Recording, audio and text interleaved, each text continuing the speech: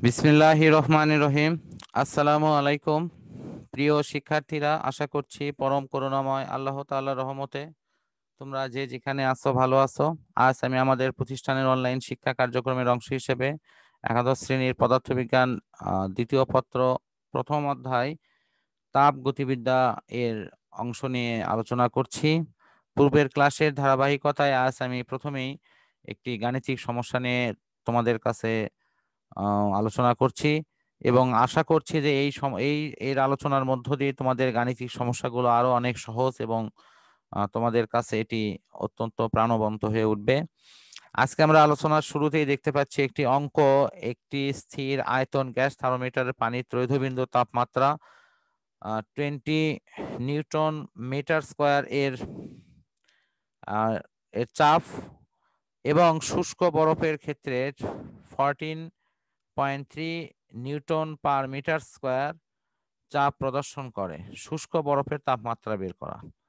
আমরা এখানে ট্রিপল পয়েন্টের এই থিমগুলো ব্যবহার করব, যেহেতু এখানে ত্রৈধবিন্দুর চাপ উল্লেখ করা আছে এবং শুষ্ক বরফের ক্ষেত্রে মূল মানটি আমাদের জানা আছে। সুতরাং আমাদের মূল সূত্রটি হবে T is equal to 273.16 kelvin into P ভাগ পিটিআর। আমরা এটি বোর্ড শেয়ারের মধ্য দিয়ে তোমাদের কাছে উপস্থাপন করছি।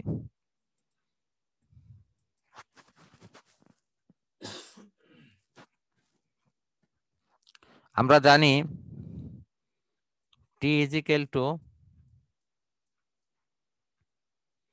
273.16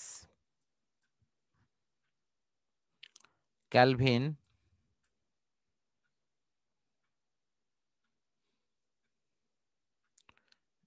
into P by PTR.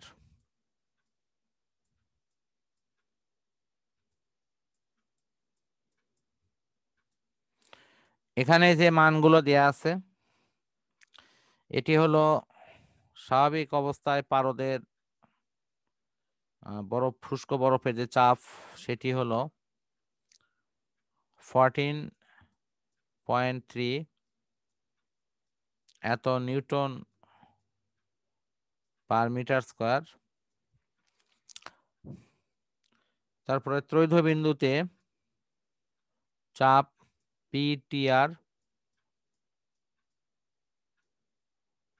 is equal to 20 newton per metre square. তাহলে শুষ্ক বরফের তাপমাত্রা T is equal to what? আমরা অনায়াসে এই মানগুলো যদি এখানে প্রতিস্থাপন করি তাহলে আমরা পেয়ে যাব 273.16 এত কেলভিন ইন্টু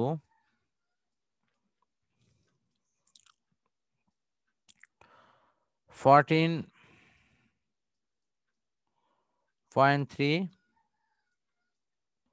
বাই 20।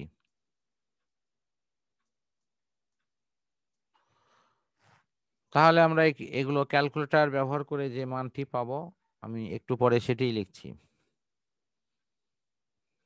হ্যাঁ, আমরা মানটা পেয়ে গেছি।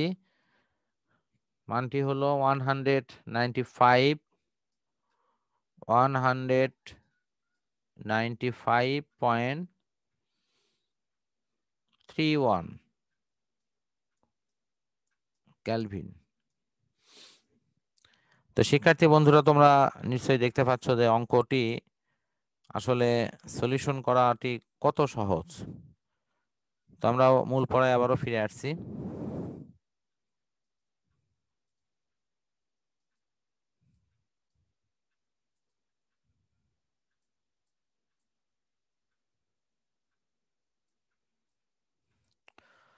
তাপমাত্রার আন্তর্জাতিক স্কেল।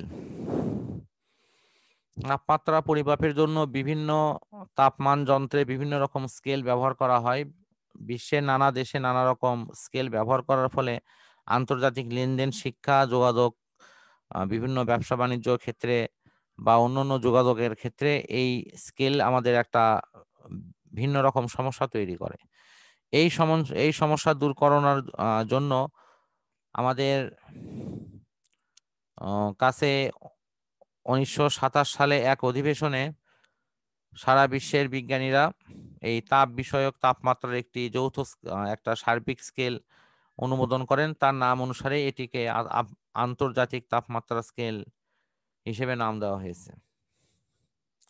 এক্ষেত্রে পানির ত্রয়োবিন্দু তাপমাত্রাকে 273.16 ক্যালভিন এবং ওই তাপমাত্রায় 1/273.16 কে ক্যালভিন ধরে আরো একটি কতকগুলো সহজলব্ধ স্থির বিন্দু নির্ধারণ করে আন্তর্জাতিক ওজন ও পরিমাপ সংস্থা তাপমাত্রা পরিমাপের যে ব্যবহারিক এককটি অনুমোদন করেছে সেটি হলো তাপমাত্রা পরিমাপের আন্তর্জাতিক স্কেল।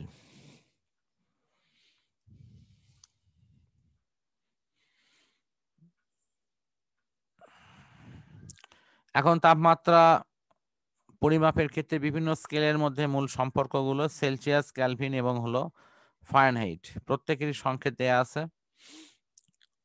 তারপর ঊর্ধ্ব স্থিরাঙ্ক এবং নিম্ন স্থিরাঙ্ক এখানে উল্লেখ করা আছে এবং এদের মধ্যে যে মৌলিক ব্যবধান সেটিও উল্লেখ করা আছে। শুধুমাত্র ক্যালভিন এবং সেলসিয়াস স্কেলের তাপমাত্রার ব্যবধান 1, বাট ক্যালভিনের ক্ষেত্রে কিন্তু 180।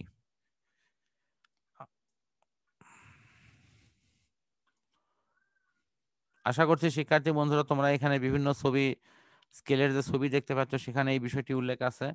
যেমন ফারেনহাইট স্কেলে দেওয়া আছে 212, সর্বনিম্ন হলো 32। ক্যালভিন স্কেলে আছে 373 এবং সর্বনিম্ন হলো 273। আর সেলসিয়াস স্কেলের ক্ষেত্রে এটি আমাদের সর্বনিম্ন তাপমাত্রা 0°C আর সর্বোচ্চ হলো 100। এভাবে আমরা ঊর্ধ্ব স্থিরাঙ্ক এবং নিম্ন স্থিরাঙ্ক নির্ণয়ের মধ্য দিয়ে মধ্যবর্তী ব্যবধানগুলোকে যথাযথ প্রক্রিয়ায় লিখে আমরা তাপমাত্রা স্কেল অনায়াসেই নিজেরাই তৈরি বা সংশোধন করতে পারি।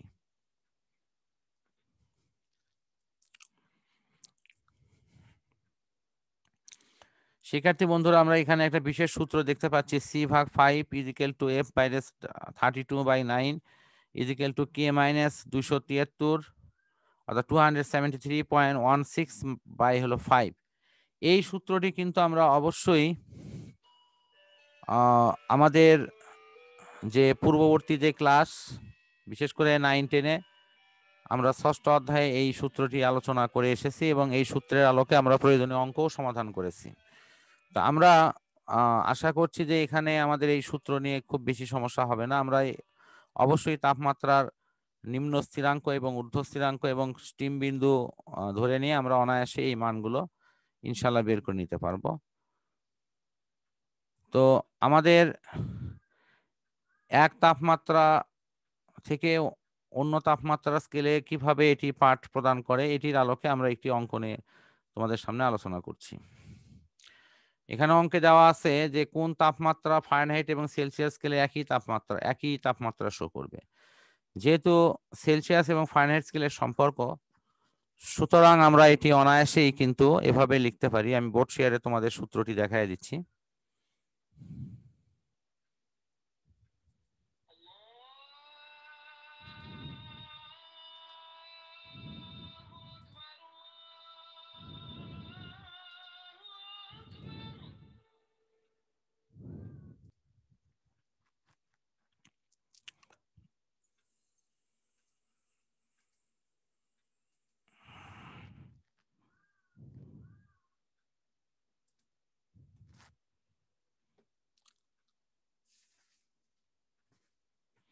আমরা জানি C/5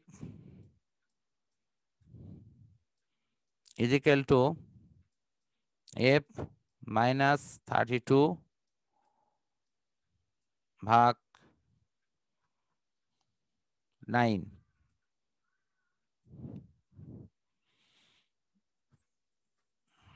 আমাদের এখানে যেহেতু বলা হয়েছে যে একটা কমন তাপমাত্রা আসবে যেটিতে সেলসিয়াস এবং ফারেনহাইট স্কেল একই হবে, তাহলে C = F = X, আমরা ধরে নিই যে সেই তাপমাত্রাটি হলো X। তাহলে আমরা এই মানটা বসিয়ে ক্যালকুলেশন করব। তাহলে X/5 is equal two x minus 32/9। এখান থেকে যদি আমরা এক্স এর ক্যালকুলেশন করি তাহলে আমরা অনায়াসে যে মানটি পাবো তা হলো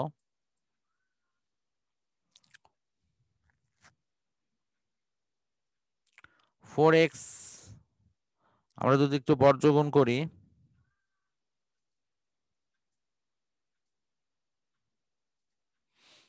তা হলো 9x minus 5x is equal two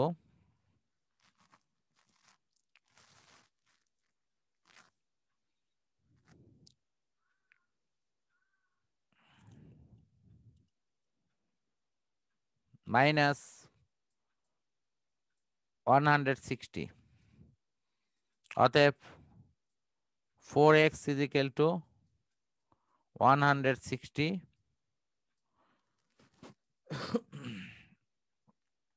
তাহলে x ইজ ইকুয়াল টু হবে, এখানে 4 যদি মাইনাস 160 সাথে কাটাকাটি করা হয় তাহলে হবে 40, অর্থাৎ -40। তাহলে আমরা অনায়াসে বলতে পারি যে -40°C তাপমাত্রায় সেলসিয়াস স্কেল এবং হলো ক্যালভিন স্কেলের তাপমাত্রা ফারেনহাইট স্কেলের তাপমাত্রা একই হবে। তো শিক্ষার্থী বন্ধুরা, আমরা এই আলোচনার মধ্য দিয়ে আজকের ক্লাসটি শেষ করছি। পরম করুণাময় আল্লাহ তাআলার কাছে সবার সুস্থতা কামনা করে বিদায় নিচ্ছি। আল্লাহ হাফেজ।